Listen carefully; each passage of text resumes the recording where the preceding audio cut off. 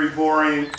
I'm going to be the administrative assistant to our personnel director, and it's the first job I've ever had that I won't have the ability to go out of the building and do stuff with people.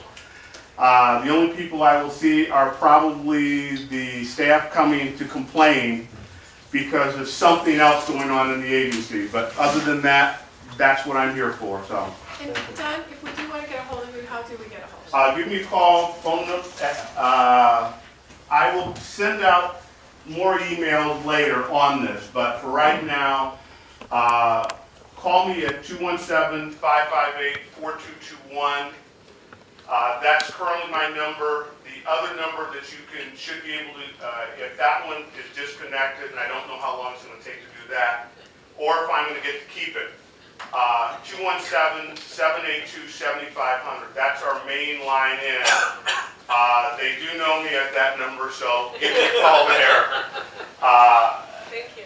And I've sort of become, over the last 31 years, that person. If they don't know who to give the call to, I get it.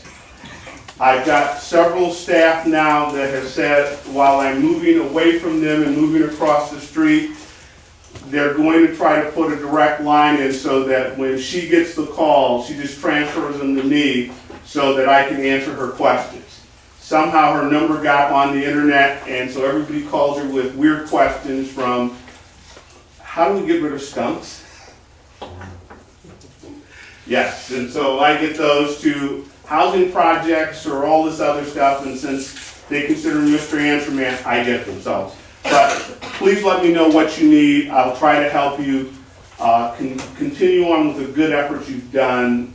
I will see what I can do, and hopefully after a year or so, we will be able to convince the governor of the department to put together a local government program again, and let me get back to what I know how to do. Thank you again. Thank you. Getting down on the agenda, we want to congratulate Bill Swadek for 20 years as trustee.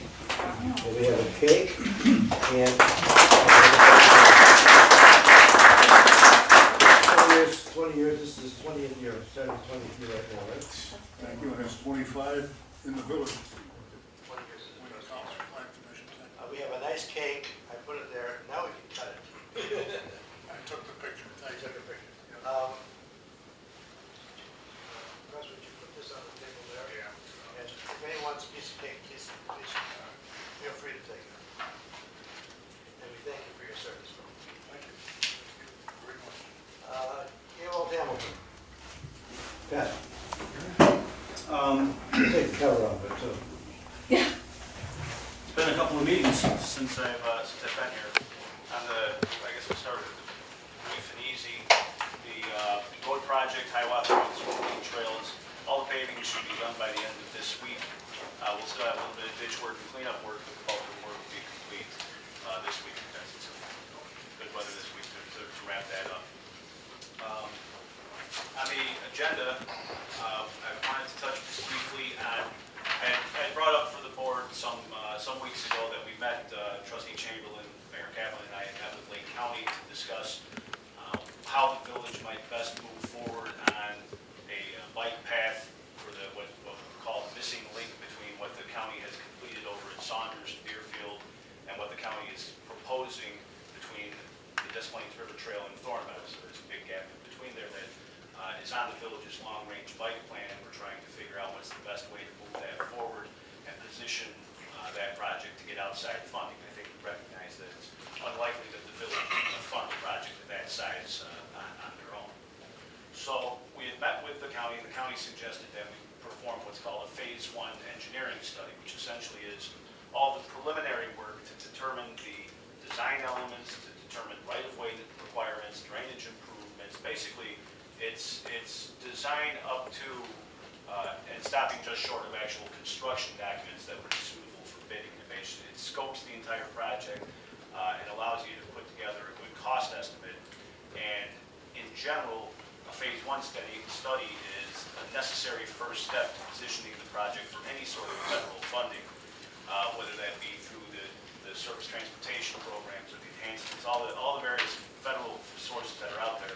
we'll look to have a phase one study in place before you get approved for federal funding. So I had started to put together what the engineering scope would be to do such a study, so I can bring that to the board. And in my conversations with Bruce Christensen at Lake County Division of Transportation, he suggested that before we try to decide what the phase one study, how in-depth it needs to be, we ought to just go ahead and meet with IDOT. Any phase one study we do will have to be approved by IDOT, and it's that IDOT approved phase one study that positions us for federal funds. So Bruce rightly suggested, let's just sit down with IDOT and find out what scope they feel this phase one study should have. Then I'll be in a better position to actually give a fee estimate, an idea of what the level of effort would be for the village for us to prepare that phase one study. I also asked Bruce if the county might participate in the cost of that phase one study as well. He pulled the very clever, well, I'm just staff, but I'll ask. So we don't have an answer to that, but I wanted the board to know that I did at least put that out there, that we would look for a cost share if possible from the county on that. But no promises were made. So hopefully by the next meeting, I will have had this phase one scoping meeting with the state to find out just what's involved in that phase one study and be able to put together a full proposal to do that work and bring that for the board's consideration. That was the short piece that I had for this evening. I apologize in advance. We're in trouble now. I heard more than the papers come out. Just give me the hook when you want to.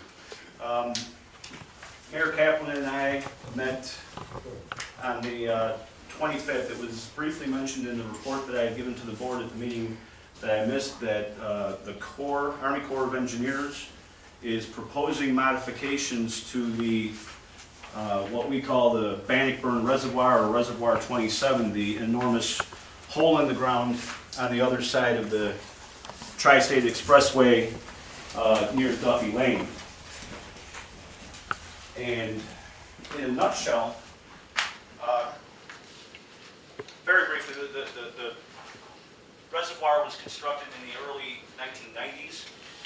Since about the mid-90s, the village of Riverwoods has maintained that it was improperly constructed, and that the way it was constructed was leading to increased upstream flooding in Riverwoods. In 1996, the village of Riverwoods did a lot of hydraulic modeling and came up with some different solutions for how the reservoir can be modified to provide benefits upstream and downstream, both in Riverwoods and in Deerfield. In 1999, we had a pretty big rainstorm that I went over and observed how the reservoir actually functioned, and put together a report that we gave to the Corps that said that it wasn't functioning properly, and also that our surveys indicated that some of the elevations were off, didn't agree with the plans for the reservoir. And for 10 years, we would, whenever we had the Corps' ear, we would mention, hey, how about what's going on with the reservoir? Not really hear anything from them. And then suddenly, a few weeks ago, I got a message from the Corps inviting us to come to have a meeting about the modifications they were going to do to the reservoir. And the documentation that they put out said, noted that the village of Riverwoods had flagged problems with the reservoir back in 1999. They confirmed those problems in 2000, and now in 2009, they have funding available, and they're going to come out Only took 10 years. and fix the reservoir. Speedy. So we had a meeting, Mayor Kaplan and I, with the Army Corps of Engineers, the village of Deerfield, the village of Bannockburn, the Union Drainage District, who actually operate that reservoir. They run the pumps and have responsibility for the river in that area, to go over the project. And what we tried to do at the meeting was remind the Corps that we had done this modeling back in the mid-90s. Very briefly, right now there is a single 30-inch culvert that carries the bulk of the flow past the reservoir. Anything that can't flow through that culvert is what actually goes into the reservoir. Our